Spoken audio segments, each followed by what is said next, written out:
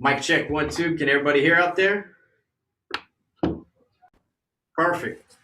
Welcome to Coach Pruitt's post-game press conference. Coach will make an opening statement, and then we'll take questions. As usual, hit the raise your hand function, and we'll call on you. Yeah, we need Coach? permission on some, if you don't mind, Bill. Permission on some. Sure thing. No problem. We'll turn it over to Coach now.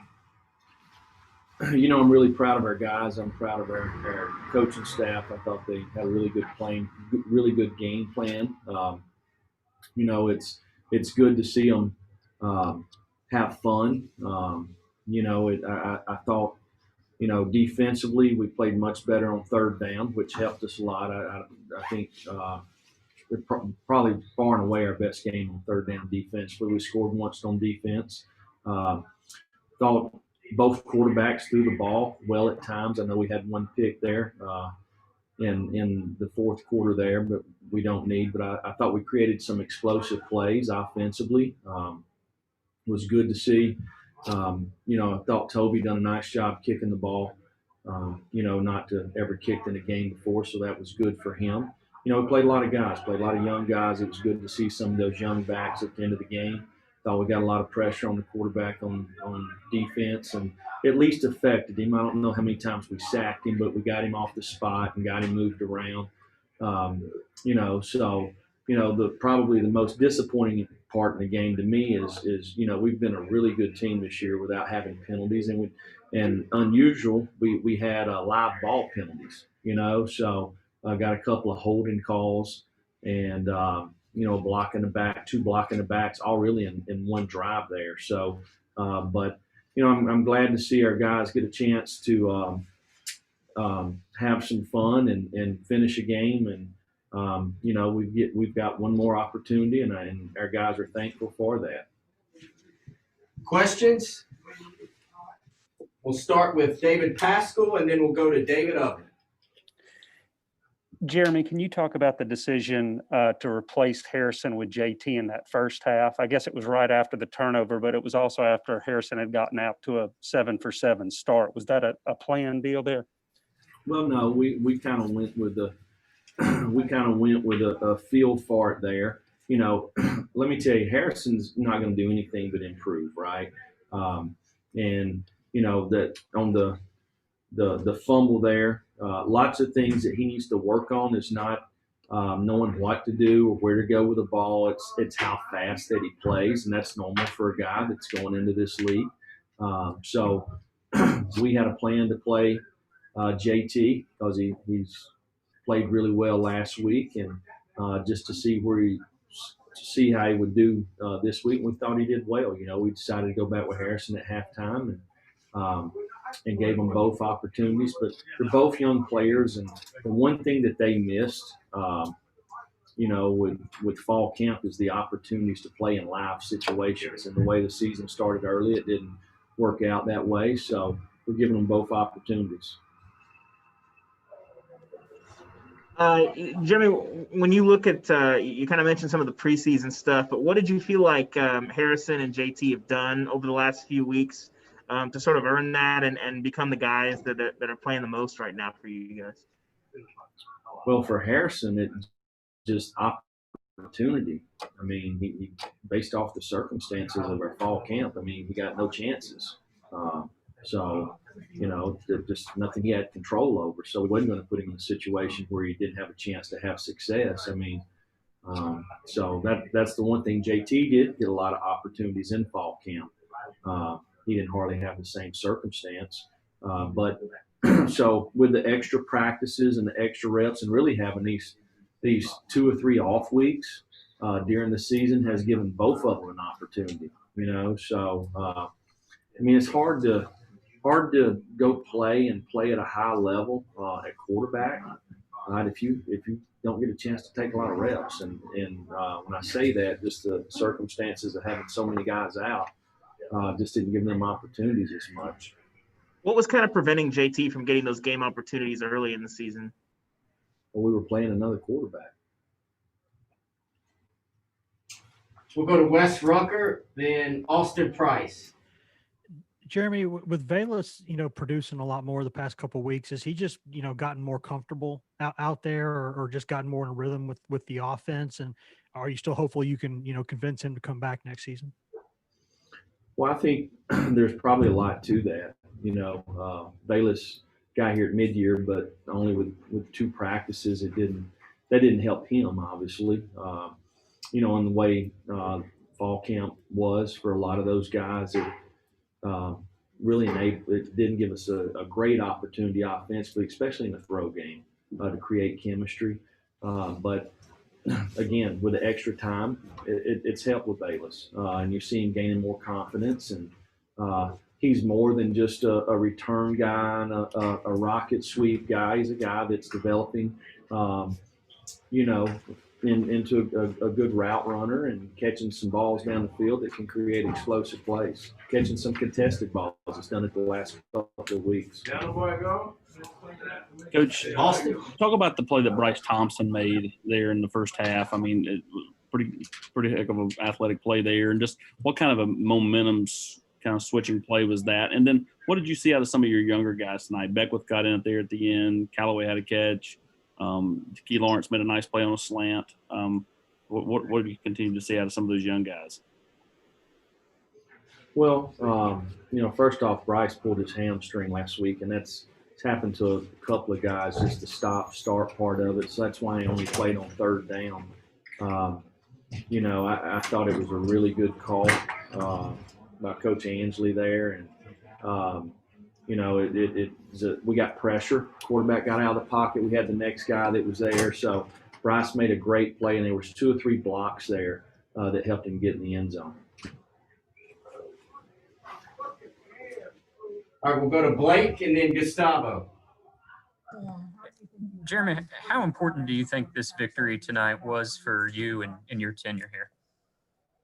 Well, the wins and losses are really, the losses are about me, and the wins are about the players. I didn't play any plays tonight. These guys went out there and worked hard, and they've worked hard all week. It's good to see them get a chance to be on top. So, I thought our coaches have done a really nice job keeping them kind of moving in the right direction. We've got a really young team, and these guys, the way they practice and compete, they're going to continue to improve and get better. It's one thing about it. Nobody wants this to be their last game at Tennessee. I'm talking about players. They want to play. They want to play for a long time. So as long as we keep having games, it gives them an opportunity to improve as a football player.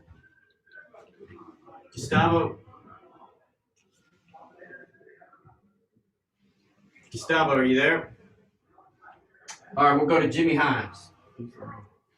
Jeremy, your run defense was really good against Florida, and then that looked like it carried over to Vanderbilt. What's been the key there?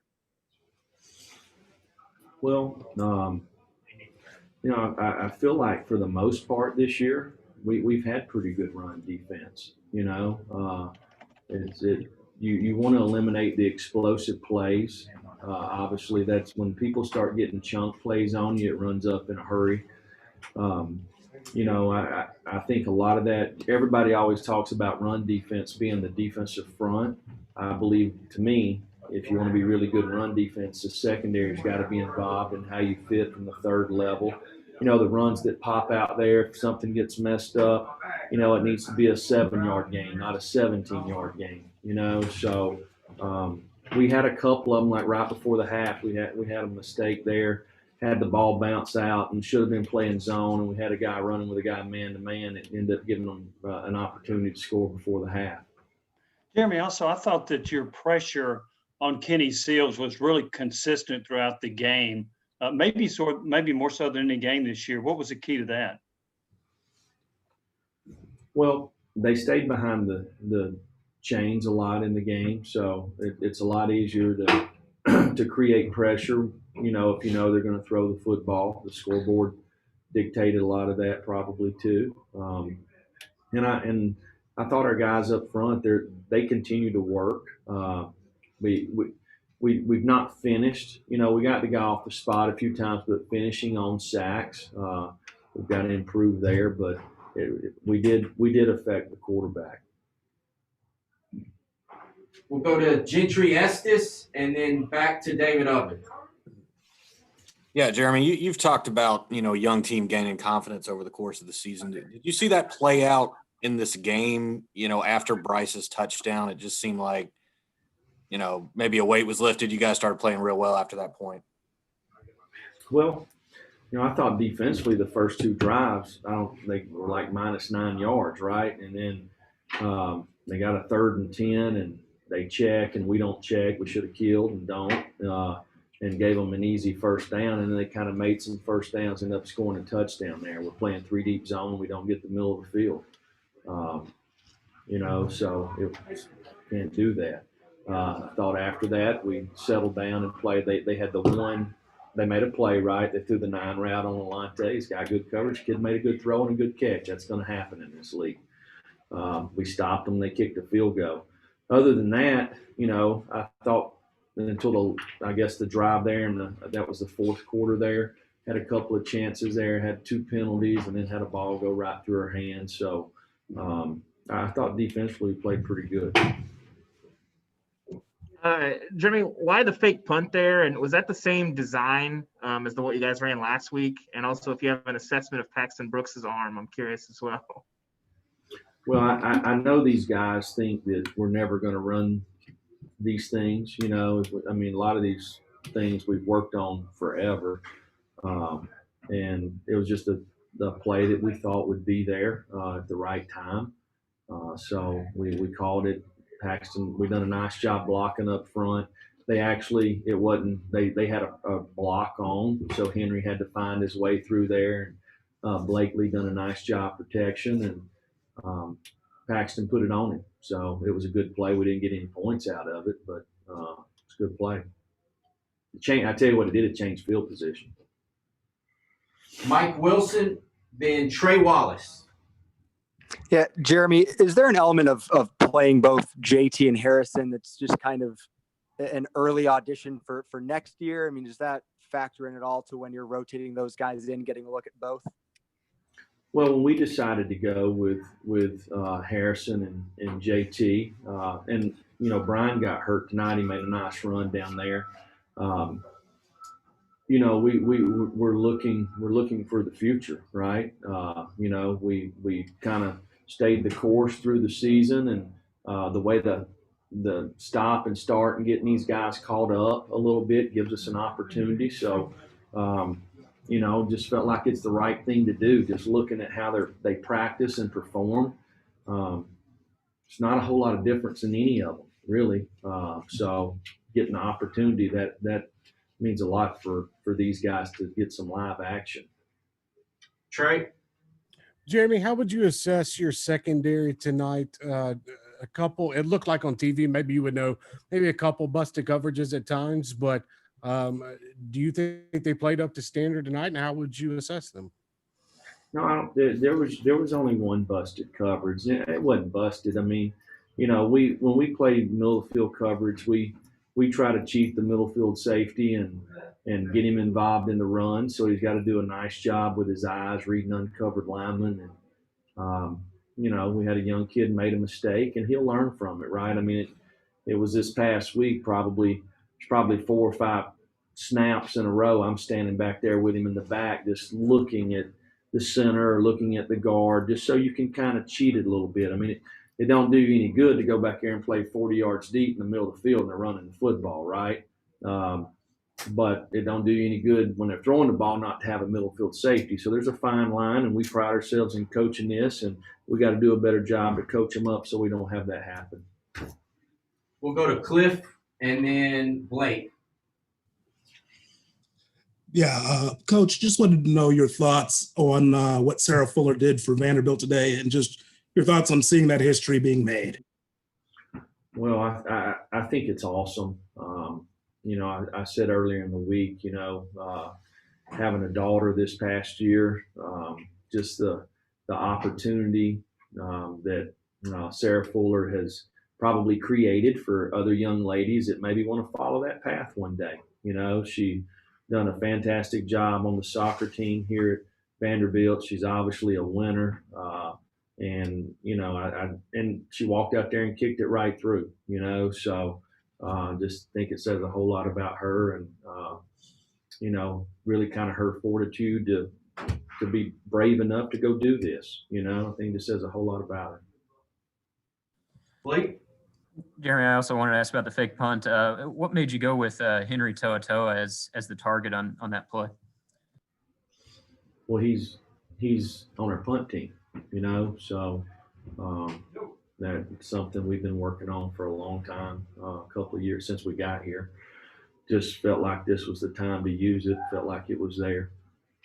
But I mean, has he showed to have good hands in practice? Or, because you also got other guys on punt team, I'm sure, that can catch passes. Why did you think he would be the guy? Well, I mean, he's the personal protector. So if we're going to run that play, I didn't want to change people. But Henry played tailback in high school. He's got as good a hands as anybody on the team. Couple more. We'll go to Gustavo. Are you there? Yes, I'm here. Yes, I'm here. Can you hear me? Yes. Gotcha, Gustavo.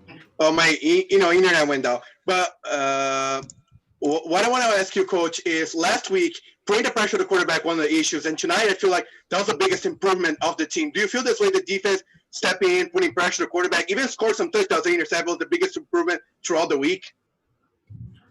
Well, we did get some pressure. I think some of it had to do with us. I think some of it may have had to do with, that quarterback we played last week. I think he's in his 5th year in college.